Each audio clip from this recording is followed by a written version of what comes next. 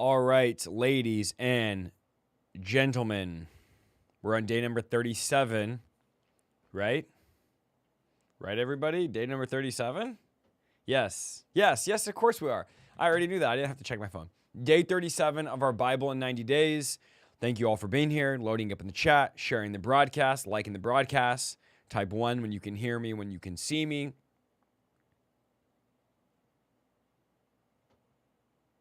All right, here we go.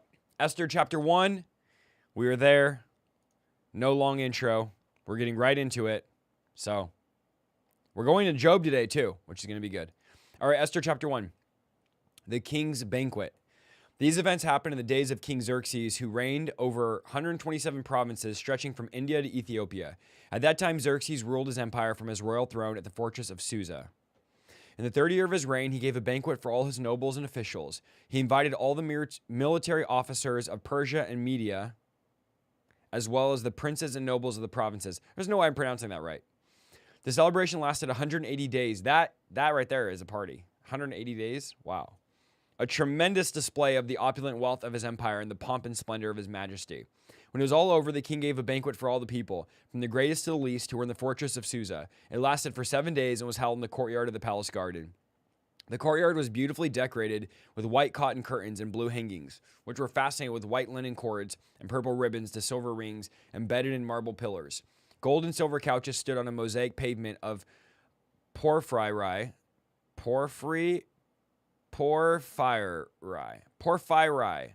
marble, mother of pearl, and other costly stones. Mother of pearl? Drinks were served in gold goblets of many designs, and there was an abundance of royal wine, reflecting the king's generosity. By edict of the king, no limits were placed on the drinking, for the king had instructed all his palace officials to serve each man as much as he wanted. At the same time, Queen Vashti gave a banquet for the women in the royal palace of King Xerxes. On the 7th day of the feast, King Xerxes was in high spirits because of the wine, aka he was drunk. He told the 7 eunuchs who attended him, Mehuman, Biztha, Harbana, Bigtha, Abigtha, Zethar, and Carcass, to bring Queen Vashti to him with the royal crown on her head. He wanted the nobles and all the other men to gaze on her beauty, for she was a very beautiful woman. But when they conveyed the king's order to Queen Vashti, she refused to come. This made the king furious, and he burned with anger. He immediately consulted with his wife's advisors, who knew all the Persian laws and customs, for he always asked their advice. The names of these men were Akashinas, Shether, Admatha. All right. They met with the king regularly and held the highest positions in the empire. What do you say? What do you say? Verse 15. What must be done to Queen Vashti, the king demanded. What penalty does the law provide for a queen who refuses to obey the king's orders, properly sent through his eunuchs?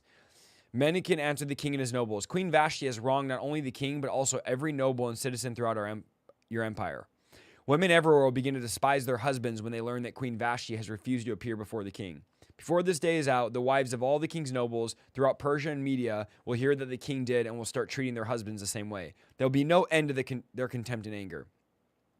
So if it pleases the king, we suggest that you issue a warning, a written decree, a law of the Persians and Medes that cannot be revoked. It should order that Queen Vashti be forever banished from the presence of King Xerxes, and that the king should choose another queen more worthy than she. When this decree is published through the king's empire, husbands everywhere, whatever their rank, will receive proper respect from their wives. The king and his nobles thought this made good sense, so he followed Memucan's counsel. He sent letters to all parts of the empire, to each province in his own script and language, proclaiming that every man should be the ruler of his own home and should say whatever he pleases. Wow, okay. Chapter 2, Esther becomes queen. But after Xerxes' anger had subsided, he began thinking about Vashti and what she had done and the decree he had made. So his personal attendant suggested, let us search the empire to find young, beautiful virgins for the king. Let the king appoint agents in each province to bring these beautiful young women into the royal harem of the fortress of Susa. Haggai, the king's eunuch in charge of the harem, will see it that they're all given beauty treatments.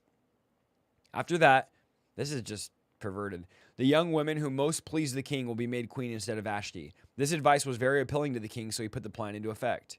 At that time, there was a Jewish man in the fortress of Susa whose name was Mordecai, son of Jair. He was from the tribe of Benjamin and was descendant of Kish and Shimeah. His family had been among those who, with King Jehoiakim, of Judah had been exiled from Jerusalem to Babylon by King Nebuchadnezzar. This man had a very beautiful wife. Oh, wait. This man had a very beautiful, how did I get the word wife? And lovely young cousin, Hadassah, who was also called Esther. When her father and mother died, Mordecai adopted her in the family and raised her as his own daughter. As a result of the king's decree, Esther, along with many of the other young women, was brought to the king's harem at the fortress of Susa, placed in Haggai's care. Haggai was very impressed with Esther and treated her kindly. He quickly ordered a special menu for her and provided her with beauty treatments. He also assigned her 7 maids, specially chosen from the king's palace, and moved her and her maids into the best place in the harem. Esther had not told anyone of her nationality and family background, because Mordecai had directed her not to do so. Every day, Mordecai would take, a walk near the courtyard of the harem to find out about Esther and what was happening to her. But each young woman was taken to the king's bed. She was given the prescribed 12 months of beauty treatments. 6 months with oil of myrrh, followed by 6 months with special perfumes and ointments. Wow, that's crazy. When it was time for her to go to the king's palace, she was given her choice of whatever clothing or jewelry she wanted to take from the harem. That evening, she was taken to the king's private room, and the next morning, she was brought to the second harem. Is that harem? Am I saying that right? Let me know in the chat. Where the king's wives lived. There she would be under the care of Shashgaz, the king's eunuch in charge of the concubines. He would never go to the king unless he had especially enjoyed her and requested her by name. Wait, what? She would never go to the queen, unless he had requested. Okay. Esther was the daughter of Abihail, who was Mordecai's uncle. When it was Esther's turn to go to the king, she accepted the advice of Haggai, the eunuch in charge of the harem. She asked for nothing except what he suggested. Then she was admired by everyone who saw her. Esther was taken to King Xerxes at the royal palace in early winter on the 7th year of his reign, and the king loved Esther more than any other of the young women. He was so delighted with her that he set the royal crown on her head and declared her queen instead of Vashti. To celebrate the occasion, he gave a great banquet in Esther's honor with all his nobles and officials, declaring a public holiday for the province and giving generous gifts to everyone. Even after all the young women had been transferred to the second harem, Mordecai had become a palace official. Esther continued to keep her family background and nationality a secret. She was still following Mordecai's directions just as she did when she lived in his home. One day as Mordecai was on duty at the king's gate, 2 of the king's eunuchs, Bigthana and Teresh, were guards at the door of the king's private quarters, became angry at King Xerxes and plotted to assassinate him. But Mordecai heard about the plot and gave the information to Queen Esther. She told the king about it and gave Mordecai credit for the report. When an investigation was made and Mordecai's story was found to be true, the 2 men were impaled on a sharpened pole. This was all recorded in the book of the history of King Xerxes' reign. Chapter 3. Haman's plot against the Jews. Sometime later, King Xerxes promoted Haman, son of Hammedatha, the Agagite, over all the nobles, making him the most powerful official in the empire. All the king's officials would bow down before Haman to show him respect whenever he passed by, for the king had commanded, but Mordecai refused to bow down or show him respect. Then the palace officials at the king's gate asked Mordecai, "Why are you disobeying the king's command?" They spoke to him day after day, but he still refused to comply with the order. So they spoke to Haman about this to see if he would tolerate Mordecai's conduct, since Mordecai had told them he was a Jew. When Haman saw that Mordecai would not bow down or show him respect, he was filled with rage. He had learned of Mordecai's nationality, so he decided it was not enough to lay hands on Mordecai alone. Instead, he looked for a way to destroy all the Jews throughout the entire empire of Xerxes. So in the month of April, during the 12th year of King Xerxes' reign, lots were cast in Haman's presence to determine the best day of the month to take action. And the day selected was March 7th, early next year, nearly a year later. When Haman approached King Xerxes and said, "There's a certain race of people scattered all through the province of your empire who keep themselves separate from everyone else. Their laws are different from those of any other people, and they refuse to obey the laws of the king. So it is not the king's interest to let them live. If it please the king, issue a decree that they may be destroyed, and I will give 10,000 large sacks of silver to the government administrators to be deposited in the royal treasury." The king agreed, confirming his decision by removing his signet ring from his finger and giving it to Haman, son of Hammedatha, the Agagite, the enemy of the Jews. The king said, "The money and the people are both yours to do with as you see fit." So on April 17th, the king's secretaries were summoned, and the decree was written exactly as Haman dictated. He was sent to the king's highest officers, the governors of the respective provinces, and nobles of each province in their own scripts and languages. The decree was written in the name of King Xerxes and sealed with the king's signet ring. Dispatches were sent by swift messengers into all the provinces of the empire, giving the order that all the Jews, young and old, including women and children, must be killed, slaughtered, and annihilated on a single day. This was scheduled to happen on March 7th of the next year. The property of the Jews would be given to those who killed them. Wow, that's so sad. A copy of this decree was to be issued in law in every province and proclaimed to all the people, so they would be ready to go and on duty on the appointed day. At the king's command, the decree would go out in swift messengers. It was also proclaimed in the fortress of Susa. Then the king and Haman sat down to drink, but the city of Susa fell into confusion. Chapter 4. When Mordecai learned about all that had been done, he tore his clothes and put on burlap and ashes, and went out into the city, crying with a loud and bitter wail. He went as far as the gate of the palace, for no one was allowed to enter the palace gate while wearing clothes of mourning. And as news of the king's decree reached all the provinces, there was great mourning among the Jews. They fasted, wept, and wailed, and many lay in burlap and ashes. When Queen Esther's maids and eunuchs came and told her about Mordecai, she was deeply distressed. She sent clothing to him to replace the burlap, but he refused it. Then Esther sent for Hathach, one of the king's eunuchs who had been appointed as her attendant. She ordered him to go to Mordecai and find out what was troubling him and why he was in mourning. So Hathach went out to Mordecai in the square in front of the palace gate. Mordecai told him the whole story, including the exact amount of money that Haman promised to pay in the royal treasury for the destruction of the Jews. Mordecai gave Hathach a copy of the decree issued in Susa that called the death of all Jews. He asked Hathach to this is definitely getting flagged, this video. He asked Hathach to show it to Esther and explain the situation to her. He also asked Hathach to direct her to go to the king, beg for mercy, and plead for her people. So Hathach returned to Esther with Mordecai's message. Then Esther told Hathach to go back and relay this message to Mordecai. All the king's officials and even the people in the provinces know that anyone who appears before the king in his inner court without being invited is doomed to die unless the king holds out his gold scepter. And the king has not called to me for me to come to him for 30 days. So Hathach gave Esther his message to Mordecai. Mordecai sent this reply: "Don't think for a moment that because you're in the palace, you'll escape when all the other Jews are killed. If you keep quiet," this is a word, preach this, brother, I have before. "If you keep quiet at a time like this, deliverance and relief for the Jews will arise from some other place, but you and your relatives will die." This is one of my favorite verses in the Bible. "And who knows, perhaps you are made queen for such a time as this." Then Esther sent this reply to Mordecai: "Go and gather together all the Jews of Susa and fast for me. Do not eat or drink for 3 days, night or day. My maids and I will do the same. And then, though it's against the law, I will go in to see the king. If I must die, I must die." So Mordecai went and did everything as Esther had ordered him. Chapter 5. On the third day of the fast, Esther put on her royal robes and entered the inner court of the palace, just across from the king's hall. The king was sitting on his royal throne facing the entrance. When he saw Queen Esther standing there in the inner court, he welcomed her and held out his gold scepter to her. So Esther approached him and touched the end of the scepter. Then the king said, "What do you want, Queen Esther? What is your request? I'll give it to you, even if it's half the kingdom." And Esther replied, "If it please the king, let the king and Haman come today to a banquet I've prepared for the king." The king turned to his attendant and said, "Tell Haman to come quickly to a banquet, as Esther has requested." So the king and Haman went to Esther's banquet. And while they were drinking wine, the king said to Esther, "Now tell me what you really want. What is your request? I will give it to you, even if it's half the kingdom." Esther replied, "This is my request and deepest wish. If I found favor with the king, and if it pleases the king to grant my request and do what I ask, please come with Haman tomorrow to the banquet. I'll prepare for you. Then I'll explain what it's all about." Haman was a happy man as he left the banquet. But when he saw Mordecai sitting at the palace gate, not standing up or trembling or nervous before him, Haman became furious. However, he restrained himself and went on home. Then Haman gathered together his friends and Zeresh his wife and boasted to them about his great wealth and his many children. He bragged about the honors the king had given him and how he had been promoted over all the nobles and officials. Then Haman added, "That's not all. Queen Esther invited only me and the king himself to the banquet she prepared for us, and she invited me to dine with her and the king again tomorrow." Then he added, "But this is all worth nothing as long as Mordecai the Jew is just sitting there at the palace gate." So Haman's wife, Zeresh, and all his friends suggested, "Set up a sharpened pole and stand 75 feet tall, and in the morning ask the king to impale Mordecai on it." These people are so wicked. Who thinks of that? "When this is done, you can go on your merry way to the banquet with the king." This pleased Haman, and he ordered the pole set up. Chapter 6. Ugh. That night the king had trouble sleeping, so he ordered an attendant to bring the book of history of his reign so it could be read to him. He's just casually reading his own history.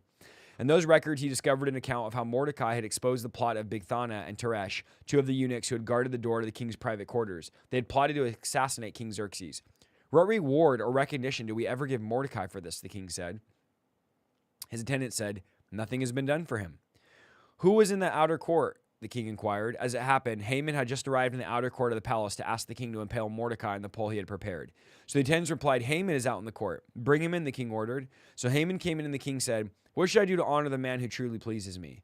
Haman thought to himself, Whom would the king wish to honor more than me? So he replied, if the king wishes to honor someone, he should bring out one of the king's own royal robes, as well as the horse the king himself has ridden, one with the royal emblem on its head. Let the robes and the horse be handed over to one of the king's most noble officials, and let him see it that the man whom the king wishes to honor is dressed in the king's robe and led through the city square on the king's horse. Have the officials shout as they go, this is what the king does for someone he wishes to honor.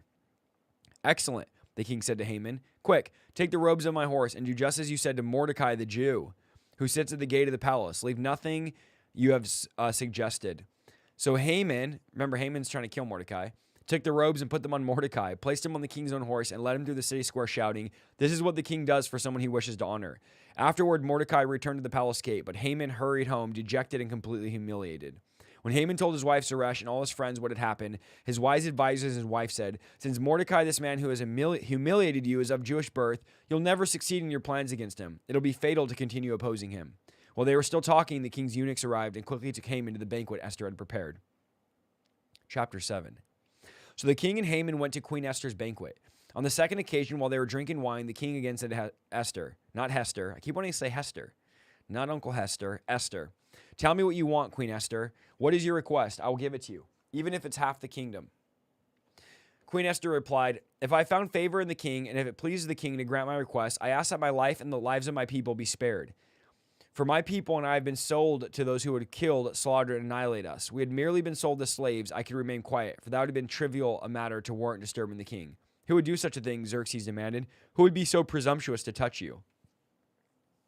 Esther replied, this wicked Haman is our advisor and our enemy. Haman grew pale with fright before the king and queen. Then the king jumped to his feet in a rage and went out into the palace garden. Haman, however, stayed behind to plead for his life with Queen Esther, for he knew the king intended to kill him. In despair, he fell on the couch where Queen Esther was reclining, just as the king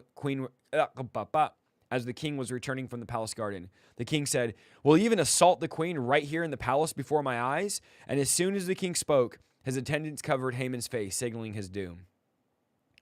Then Harbona, one of the king's eunuchs, said, Haman has set up a sharp pole that stands 75 feet tall in his own courtyard. He intended to use it to impale Mordecai, the man who saved the king from the assassination. Then impale Haman on it, the king ordered. So they impaled Haman on the pole that had been set up for Mordecai, and the king's anger subsided. Ugh. I don't know if you guys know what being impaled is, but it's a terrible, terrible, terrible thing. Terrible way to die. Terrible. Chapter 8. A decree to help the Jews. On the same day, King Xerxes gave the property of Haman, the enemy of the Jews, to Queen Esther. Then Mordecai was brought before the king. Esther had told the king how they were related. The king took off his signet ring, which had taken from Haman, and gave it to Mordecai. And Esther appointed Mordecai to be in charge of Haman's property. Then Esther went again before the king, falling down at his feet and begging him with tears to stop the evil plot devised by Haman the Agagite against the Jews. Again, the king held out a gold scepter to Esther. So she rose and stood before him. Esther said, if it pleases the king and I found favor with him, and if he thinks it's right, and if I'm pleasing to him, let there be a decree that reverses the orders of Haman, son of Hammedatha, the Agagite, who ordered the Jews throughout all the provinces should be destroyed. For how can I endure to see my people and my family slaughtered and destroyed? Then King Xerxes said to Queen Esther and Mordecai the Jew, I've given Esther the property of Haman, and he has been impaled on a pole because he tried to destroy the Jews. Now go ahead and send a message to the Jews in the king's name, telling them whatever you want, and seal it with the king's signet ring. But remember that whatever has already been written in the king's name and sealed with a signet can never be revoked. So on June 25th, the king's secretaries were summoned, and a decree was written exactly as Mordecai dictated. It was sent to all the Jews and to the highest officers, the governors, and the nobles of all 127 provinces, stretching from India to Ethiopia. The decree was written in the scripts and languages of all the people of the empire, including that of the Jews. The decree was written in the name of King Xerxes and sealed with the king's signet ring. Mordecai sent the dispatches by swift messengers, who rode fast horses, especially bred for the king's service. The king's decree gave the Jews in every city authority to defend their lives. They were allowed to kill, slaughter, and annihilate any nationality or province who might attack them or their children or wives or take their property. The day chosen for this event throughout all the province of King Xerxes was March 7th of the next year. A copy of this decree was to be issued as a law in every province and proclaimed to all people, so the Jews would be ready to take revenge on their enemies on the appointed day. So urged on by the king's command, the messengers rode out swiftly on fast horses bred for the king's service. The same decree was also proclaimed in the fortress of Susa. Then Mordecai left the king's presence, wearing the royal robe of blue and white and great crown of gold, and on an outer cloak of fine linen and purple. And the people of Susa celebrated the new decree. The Jews were filled with joy and gladness and were honored everywhere. In every province and city, wherever the king's decree arrived, the Jews rejoiced and had a great celebration and declared a public festival and holiday. And many of the people of the land became Jews themselves, for they feared what the Jews might do to them. Chapter 9. So on March 7th, the 2 decrees of the king were put into effect. On that day, the enemies of the Jews had hoped to overpower them, but quite the opposite happened. It was the Jews who overpowered their enemies. The Jews gathered in their cities throughout all the king's provinces to attack anyone who tried to harm them, but no one would make a stand against them, for everyone was afraid of them. And all the nobles of the provinces, the highest officers, the governors, and the royal officials helped the Jews for fear of Mordecai. For Mordecai had been promoted in the king's palace, and his fame spread through all the provinces as he became more and more powerful. So the Jews went ahead on the appointed day and struck down their enemies with the sword. They killed and annihilated their enemies and did as they pleased of those who hated them. In the fortress of Susa itself, the Jews killed 500 men. They also killed Parshandatha, Dalphon, and Aspatha, Paratha, Adalia, Aridoth. Okay, names. The 10 sons of Haman, son of the enemy of the Jews, but they did not take any plunder.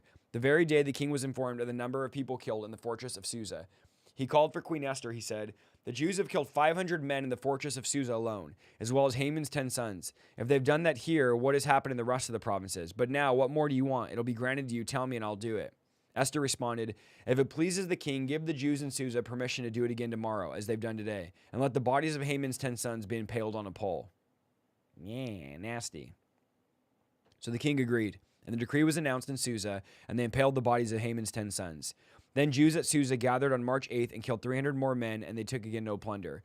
Meanwhile, the other Jews throughout the king's province had gathered together to defend their lives. They gained relief from all their enemies, killing 75,000 of those who hated them, but they did not take any plunder. This was done throughout the provinces on March 7th, and on March 8th they rested, celebrating their victory with a day of feasting and gladness. So to this day, rural Jews living in remote villages celebrate the annual festival and holiday on the appointed day in late winter, when they rejoice and send gifts and food to each other. Mordecai recorded these events and sent letters to the Jews near and far throughout all the provinces of King Xerxes, calling all of them to celebrate an annual festival on these days. He told them to celebrate days with feasting and gladness, and by giving out food to each other and presents to the poor. This would commemorate a time when the Jews gained relief from their enemies, when their sorrow turned into gladness, and when their mourning into joy. So the Jews accepted Mordecai's proposal and adopted this annual custom. Haman, son of Hammedatha the Agagite, the enemy of the Jews, had plotted to crush and destroy them on the date determined by casting lots.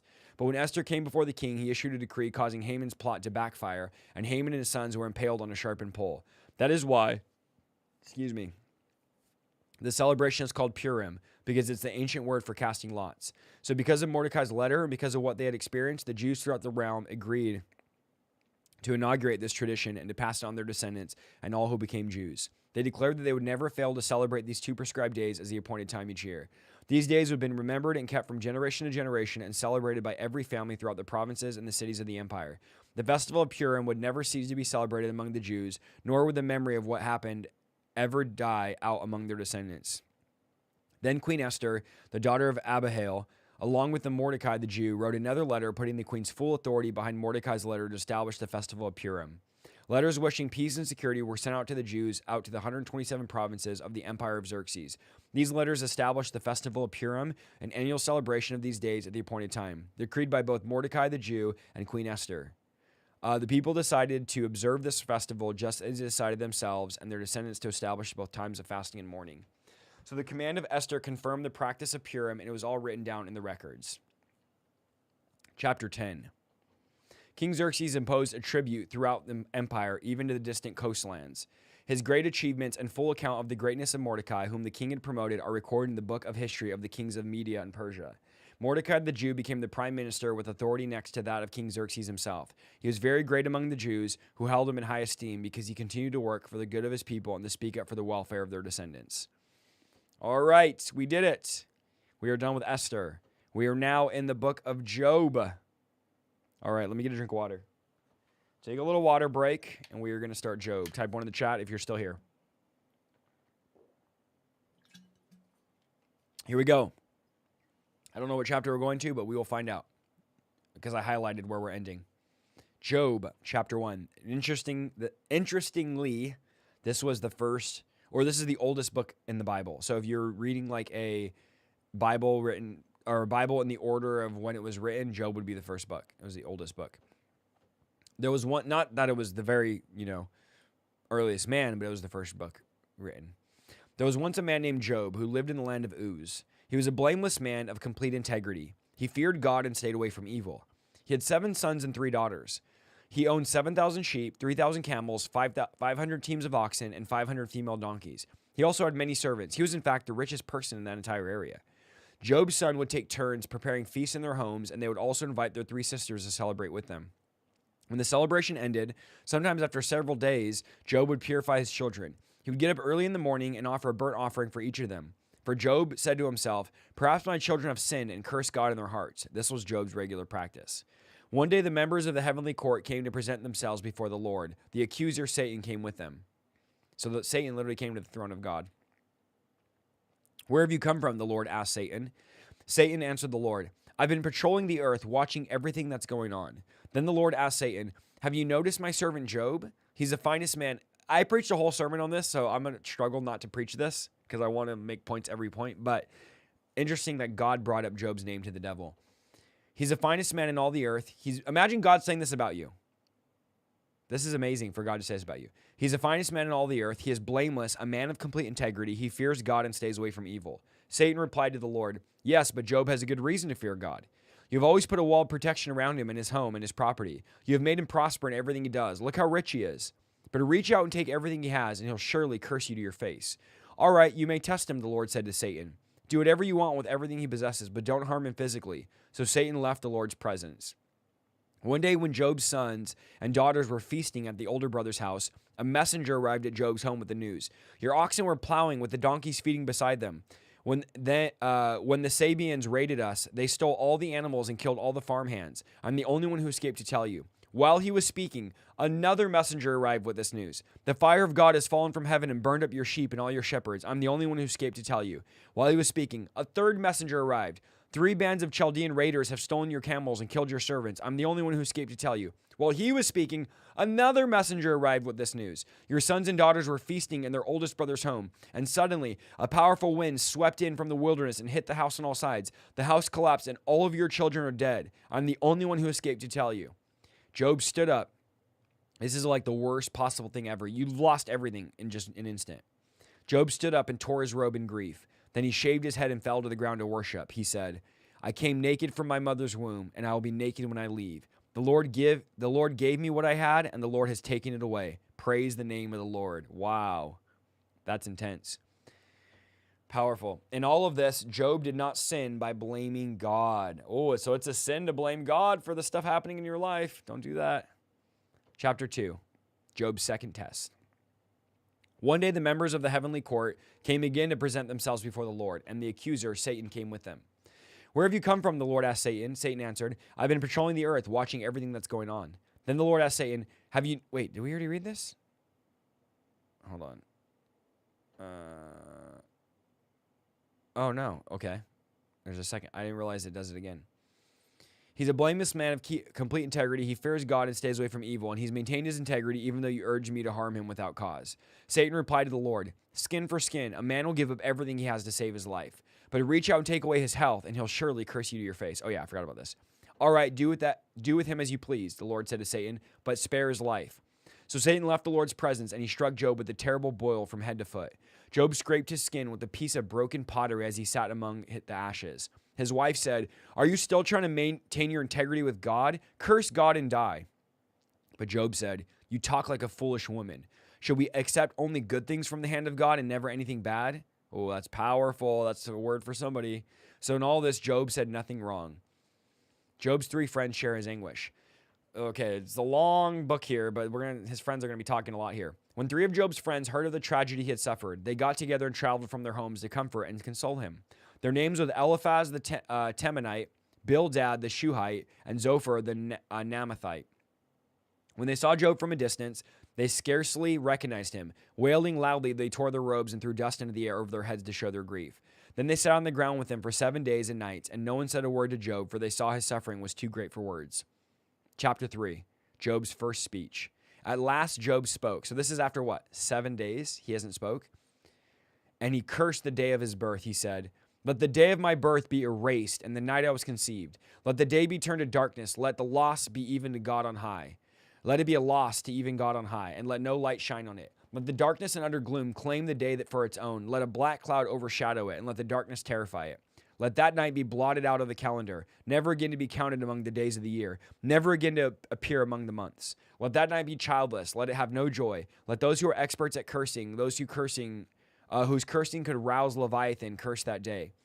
Let its morning stars remain dark, and let it hope for light, but in vain. May it never see the morning light. And he's talking about the day he was born. Curse that day for failing to shut my mother's womb, for letting me be born to see all this trouble.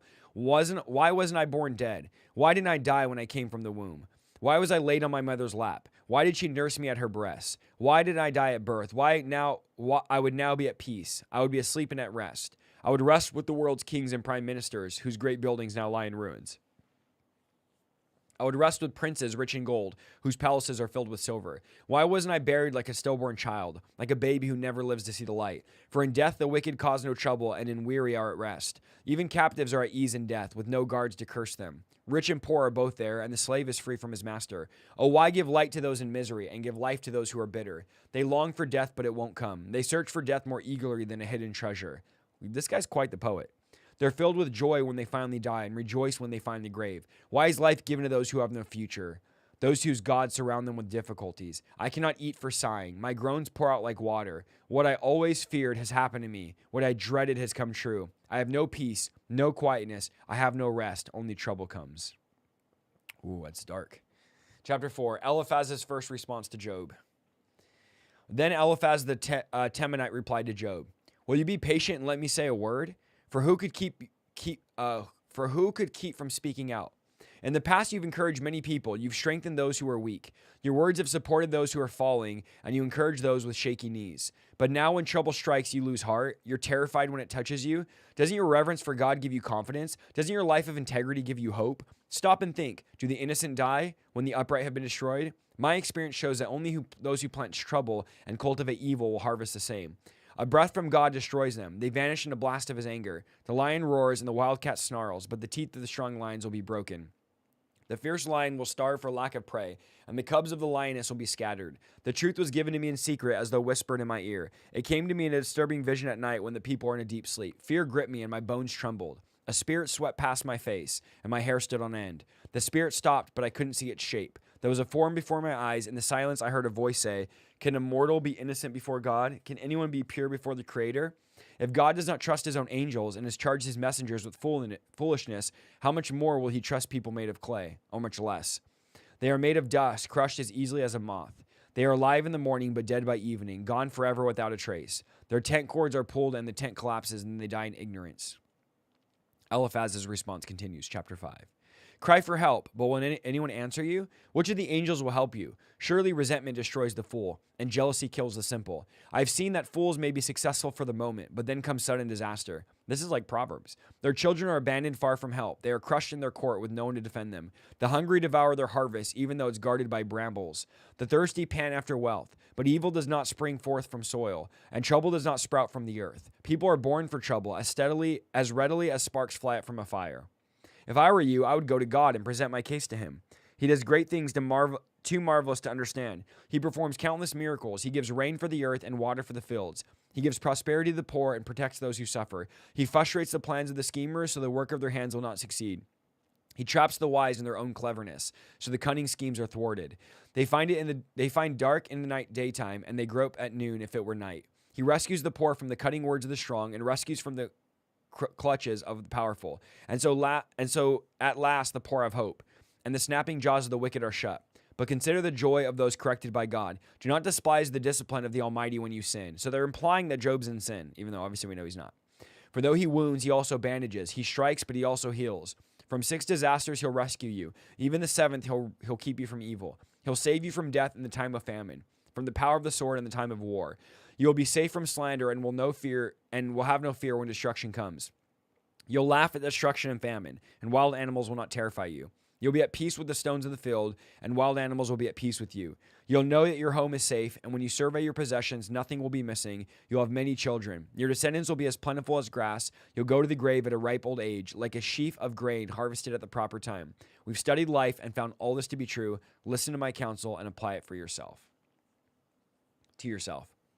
All right, Job's second speech, a response to Eliphaz. Okay, so Job talked, his friend talked, now Job's going to respond to his friend. Then Job spoke again. If my misery could be weighed and my troubles be put on scales, they would outweigh all the sands of the sea. That is why I spoke impulsively. For the mighty has struck me down with his arrows. Their poison infects my spirit. God's terrors are lined up against me. Don't I have a right to complain? Don't wild donkeys bray when they find no grass and oxen bellow when they have no food? Don't people complain about unsalted food? Does anyone want tasteless white of an egg? My appetite disappears when I look at it. I gag at the thought of eating it. Oh, that I might have my request, that God would grant my desire. I wish he would crush me. I wish he would reach out his hand and kill me. At last I can take comfort in this. Despite the pain, I have not denied the words of the Holy One. But I don't have the strength to endure. I have nothing to live for. Do I have strength of a stone? Is my body made of bronze? No, I'm utterly helpless without any chance of success. One should be kind to a fainting friend, but you accuse me without any fear of the Almighty. My brothers, you've proved as unreliable as a seasonal brook that overflows its bank in spring, when it's swollen with ice and melting snow. But when the hot weather arrives, the water disappears, the brook vanishes in the heat. The caravanners turn aside to be refreshed, but there's nothing to drink, so they die. The caravans from Temu search for this water. The travelers from Sheba hope to find it. They count on it, but are disappointed. When they arrive, their hopes are dashed. You too have given no help. You've seen my calamity, and you're afraid, but why? Have I asked you for a gift? Have I begged you for anything of yours for myself? Have I asked you to rescue me from my enemies, or to save me from ruthless people? Teach me, and I'll keep quiet. Show me what I've done wrong. Honest words can be painful, but what do your criticisms amount to? Do you think your words are convincing when you disregard my cry of desperation? You would even send an orphan into slavery or sell a friend. Look at me. Would I lie to your face? Stop assuming my guilt, for I've done no wrong. Do you think I'm lying? Don't I know the difference between right and wrong? It's not all human life a struggle. Chapter 7. Is not all human life a struggle? Our lives are like that of a hired hand, like workers who long for the shade, like a servant waiting to be paid. I, too, have been assigned months of futility, long and weary nights of misery. Lying in bed, I think, when will it be morning? But the night drags on and I toss till dawn. This is so sad. Like, I've had the flu once and felt this way. But, I mean, this is just way worse than the flu. My body is covered with maggots and scabs. Okay, yeah, way worse than the flu. And my skin breaks open, oozing with pus. Ugh. Nasty. Job cries out to God. My days fly faster than a weaver's shuttle. They end without hope. Oh God, remember that my life is but a breath. And I'll never again feel happiness. You see, this is kind of depressing. I'm not going to lie. You see me now, but not for long. You'll look for me, but I will be gone. Just as a cloud dissipates and vanishes, those who die will not come back. They are gone forever from their home, never to be seen again. I cannot keep from speaking. I must express my anguish. My bitter soul must complain. Am I a sea monster or a dragon that you must place me under guard? I think my bed will comfort me and sleep will erase my misery, but then you shatter me with dreams and terrify me with visions. I would rather be strangled, rather die than suffer like this. I hate my life and I don't want to go on living. Oh, leave me alone for a few remaining days. What are people that you should make so much of us that you should think of us so often? For you examine us every morning and you test us every moment. Why won't you leave me alone, at least long enough for me to swallow? If I've sinned, what have I done to you, O watcher of all humanity? Why make me your target? Am I a burden to you? Why not just forgive my sin and take away my guilt? For soon I will lie down in the dust and die, and you'll look for me and I'll be gone. Wow, that is heavy, heavy, heavy, strong words there from Job. All right. That concludes our reading of today.